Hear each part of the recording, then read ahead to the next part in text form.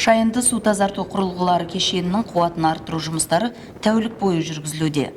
Шымкент кәріз тазарту құрылғылары кешенінің аумағында құрылыс жұмыстары қыза түскен. Қазіргі уақытта бірнеше гидротехникалық құрылғыларға арналған шұқырлар дайындалып қойды. Бұл аэротенктер, бастапқы және қайталама тұндырғыштарға арналған орын. Жер қазу жұмыстарына 15 арнайы техника жұмылдырылған. Мердігер мекеме мамандары тәулік бойы жұмыс істеп жатыр. Шұқырлар мамыр айының соңына дейін толығымен дайын болуы керек.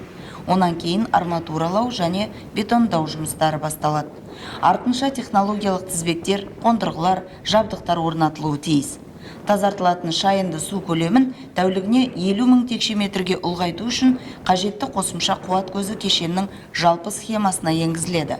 Нәтижесінде ағынды суды өңдеудің тәуліктік қуаты 2000 текше метрді құрайды.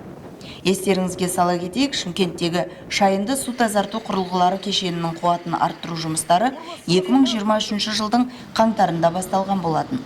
Құрылыстың басталу шарасына қала әкімі Мұрат Әйтенов қатысты. Ауқымды құрылысқа қаражат су ресурстары маркетинг жауапкершілігі шектеулі серіктестігі мен Еуропалық қайта құру және даму банк арасындағы келісім негізінде бөлінді. Оған қоса ел үкіметі тарапынан субсидия да бөлінді. Кешеннің қуаттылығын арттыру жұмыстарын 2024 жылы аяқтау жоспарланған.